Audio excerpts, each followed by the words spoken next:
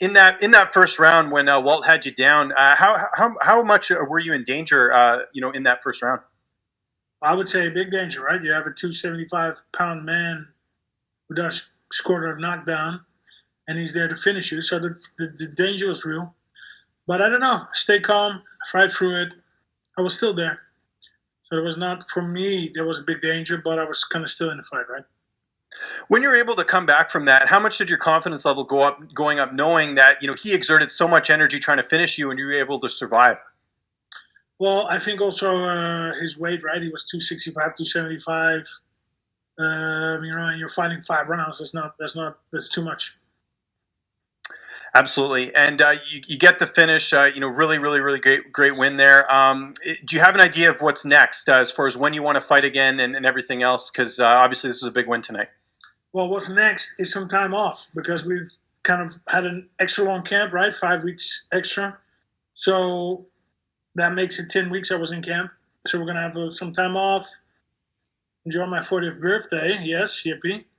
And then, I don't know, fight against September, October.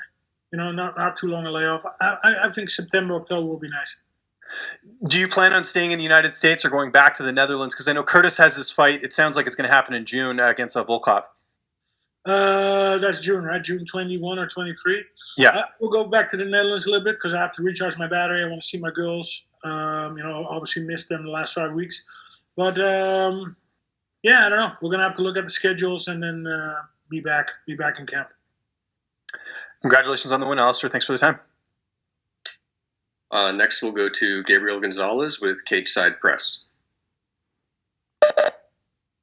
Congratulations, Alistair, and happy birthday.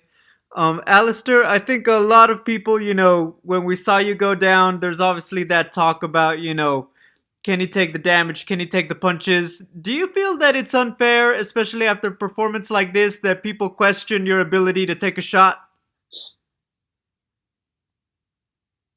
I don't know. Right? Some people say I can take a shot. Some people can't. I don't know. I don't really pay attention too much to what other people say. I'm just focused on what I need to do. I focus on my team. Alistair, this was a great example in my opinion. You've had several great comebacks. I know a lot of people like to highlight the losses, but you've come back and you've continued to take on elite level competition.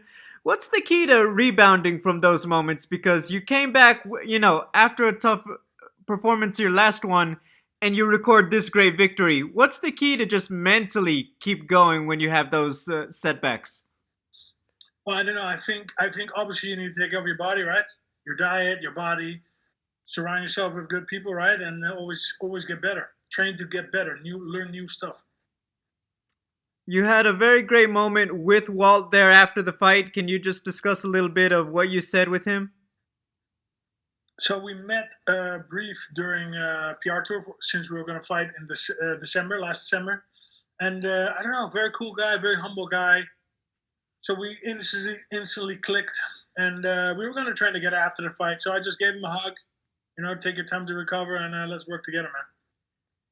I know you said, it's business, it's a sport and it's a competition. As a father with daughters yourself, can you just talk a little bit about, being his opponent and watching him go through what he did going into this fight? Well, it's definitely a personal tragedy that he's been through. I think it's really good for him that he got back on the horse, right, and he's competing. You have to continue. You have to just get on with it. And to me, to honor him, I just needed to bring my best version tonight. And to me, it is a sport. It is a competition. It's also a way of living, making a living. So, yeah, just keep going. Thank you, Alistair. Congratulations. Next, we'll go to Shaquille Majuri with MMA Mania. Your line is open. Hey, Alistair. Congratulations and happy birthday, sir. Thank you.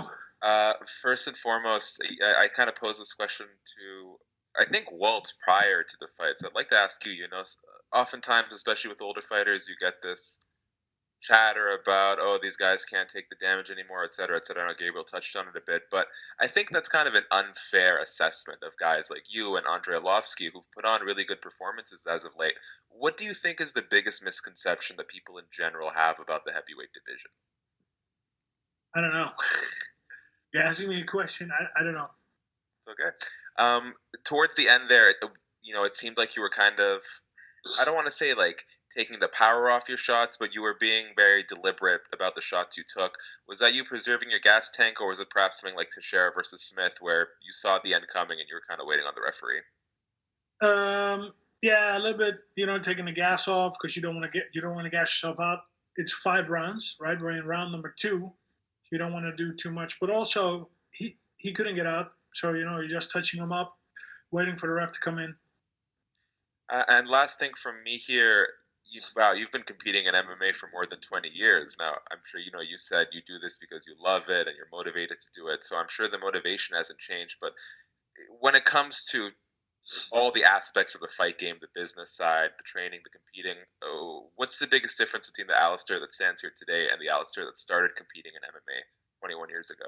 Oh, that's a world of difference. Actually, my first fight was 23 years ago, 97. And I don't know, you grow so much as a person, right? In the gym, outside of the gym. So I would say it's a completely different Alistair when I started. I guess I'm a mature man now, right? And then I was a little boy, 17.